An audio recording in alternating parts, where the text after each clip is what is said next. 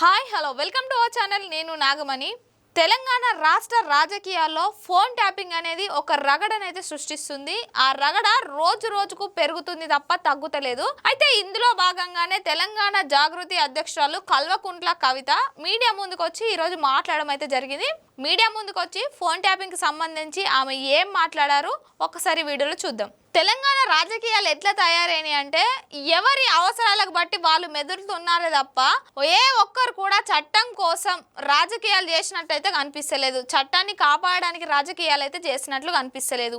ఎవరి స్వార్థానికి వారు ఎట్లా దొరుకుతే అట్లా డ్రామాలు ప్లే చేస్తున్నారే తప్ప చట్టాన్ని గౌరవించడం కానీ చట్టం కోసం పోరాడడం కానీ ఏ ఒక్క నాయకులు చేయడం లేదు. అయితే అధికార పార్టీ చూసుకున్నా ప్రతిపక్ష పార్టీ చూసుకున్నా ఆ లక్షణాలు ఏ ఒక్కరికి కూడా కనిపిస్తలేవు. అయితే అదే విషయాన్ని ఈ రోజు తెలంగాణ జాగృతి అధ్యక్షురాలు కల్వకుంట్ల కవిత మీడియా ముందుకు వచ్చి మాట్లాడారు. ఆ మీడియా ముందుకు వచ్చి మాట్లాడితే ఆమెను కొంతమంది ఆమె మాట్లాడిన మాటలను ఏదో విధంగా వక్రీకరించి ఆమెను దూషించడం అనేది జరుగుతుంది. ఆమె మాట్లాడింది ఏంటిది అది ఏది ఆలోచించకుండా ఆమెను ఒక దోషిగా అయితే చిత్రీకరిస్తున్నారు, వక్రీకరిస్తున్నారు. ఎందుకు చేస్తున్నారు? ఆమె నార్మల్ గా మాట్లాడింది కదా మీడియా ముందుకు వచ్చి ఏమన్నది, కేసీఆర్ విచారణ గురించి అడిగారు. కేసీఆర్ ను విచారించడం దానిపైన మీ స్పందన ఏంటిది అని అడిగితే ఆమె చెప్పింది డైరెక్ట్ విచారించడం అనేది అది కామన్. ఎందుకంటే చట్టం అందరికీ సమానమే. చట్టం ముందు చట్టానికి ఎవరు చుట్టాలు కాదు. చట్టం ముందు అందరూ సమానమే.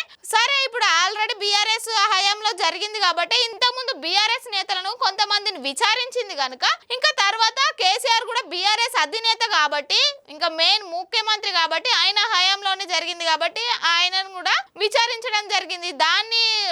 దాన్ని తప్పుపట్టడానికి ఏం లేదు కదా. చట్టం తన పని తాను చేసుకోపోతుంది. ఇప్పుడు ఆయన కూడా అన్నాడు కదా నేను చట్టాన్ని గౌరవిస్తాను, చట్టం పట్ల నాకు గౌరవం భక్తి అన్ని ఉన్నాయి, సో నేను కూడా వాళ్ళు అడిగిన విధంగా నేను సిట్కి సహకరించడం అనేది జరిగింది. అయిపోయింది, విచారణ అయిపోయింది.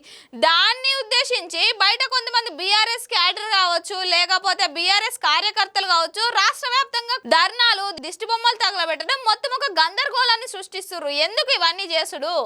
ఇప్పుడు కొంతమంది బీఆర్ఎస్ నేతలు కూడా ఏంటంటే కేసీఆర్ ని విచారించడం అనేది అది తెలంగాణ ఆత్మ గౌరవాన్ని దెబ్బతీసినట్టు అని మాట్లాడుతున్నారు. అట్లా మాట్లాడడం కరెక్ట్ కాదు, దీన్ని రాజకీయం చేయడం కరెక్ట్ కాదు అని ఆమె చెప్పింది. ఎందుకంటే ఫోన్ ట్యాపింగ్ జరిగింది అనడానికి సాక్ష్యాధారాలు వాళ్ళు సేకరిస్తున్నారు.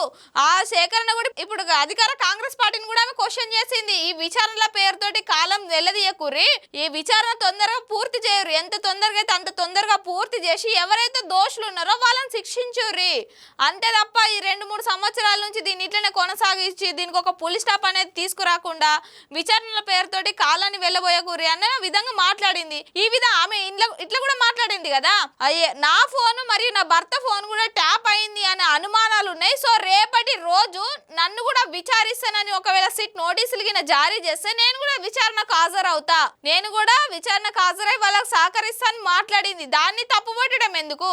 ఆమె రాజకీయం చేస్తలేదు కదా, ఉన్నట్టు మాట్లాడుతుంది. ఆమె కూడా విచారణలో పాల్గొంటా అంటుంది తప్ప ఇవి రాజకీయ డ్రామాలు అది దాన్ని మాట్లాడతలేదు కదా. కవిత మాట్లాడిన కొన్ని మాటలను కొంతమంది సోషల్ మీడియా వాళ్ళు కానీ లేకపోతే మీడియా వాళ్ళు కానీ కొంతమంది ఆమె మాట్లాడిన మాటలను వక్రీకరించి సోషల్ మీడియా వాళ్ళు కానీ తప్పుపట్టి ఆమెను ఒక బూచిగా చూపించడం, ఏదో ఆమె వీళ్ళపైన కక్షపూరిత చర్యలు చేస్తుంది, వీళ్ళపైన రివెంజ్ తీర్చుకుంటుంది అనే విధంగా మాట్లాడుతున్నారు. అదే విధంగా సోషల్ మీడియాలో వార్తలు వేయడం అనేది జరుగుతుంది.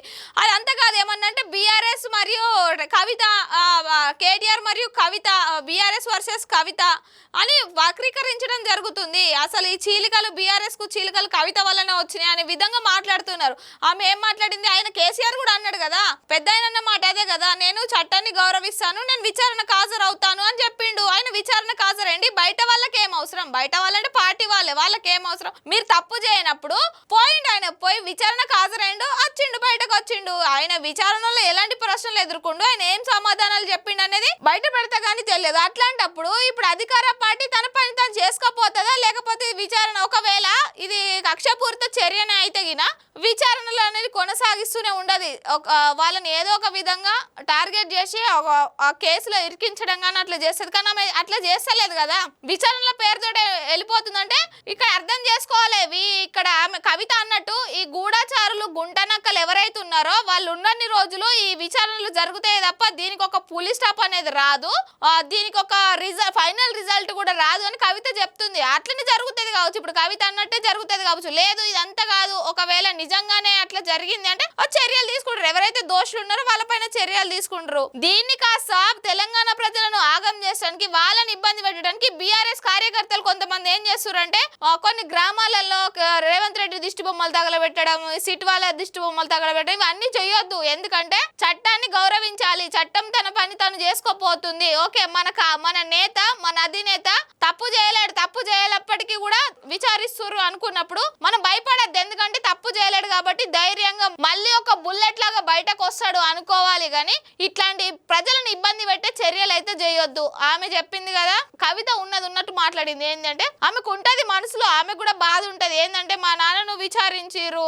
మా నాన్న కూడా 10 ఏళ్ల పాటు తెలంగాణను పరిపాలించిండు, ఉద్యమ సమయంలో కీలక పాత్ర వహించిండు. అట్లాంటి వ్యక్తి ఈ రోజు కొంతమంది కార్యకర్తలు మా నాన్నకి ఎవరైతే నమ్మిన బంటులాగా ఉన్నారో వాళ్ళ కారణంగా ఈ రోజు మా నాన్న విచారణ ఎదుర్కోవాల్సిన పరిస్థితి వచ్చిందని ఆమె కూడా లోపల ఉంటది. అది ఏది పట్టించుకోకుండా ఆమె మాట్లాడిన మాటలను వక్రీకరించి ఆమెనేదో కాంగ్రెస్ వాళ్ళతోటి చేతులు కలిపి బీఆర్ఎస్ వాళ్ళ పైన కక్ష సాధింపు చర్యలు చేస్తుంది, అట్లా మాట్లాడడం అనేది చేస్తారు. ఆమె మాట్లాడింది ఏం లేదు, ఆమె చట్టం ముందు అందరు సమానులే, ఇవే రేపటి రోజు నాకు కూడా విచారణ నోటీసులు వస్తే విచారణకు సహకరిస్తా అని చెప్తుందే తప్ప బీఆర్ఎస్ వాళ్ళని విచారణ చేయాలి, వాళ్ళపైన చర్యలు తీసుకోవాలని ఆమె ఎప్పుడు మాట్లాడతలేదు. కొంతమంది ఉన్నారు, గూఢచారులు ఉన్నారు, వాళ్ళ వల్ల కేసీఆర్ కి నష్టం జరుగుతుంది అని తెలిసినప్పటికీ కూడా కేసీఆర్ వాళ్ళను విడవడం లేదని ఆమె కొంచెం బాధపడుతుంది. ఎందుకంటే ఆమెను పార్టీ నుంచి బయటకు పంపించడం, ఆమె 27 సంవత్సరాల నుంచి పార్టీలో ఉండి సడన్ గా ఆమెను కన్న తండ్రి బయటకు పంపించడం అనేది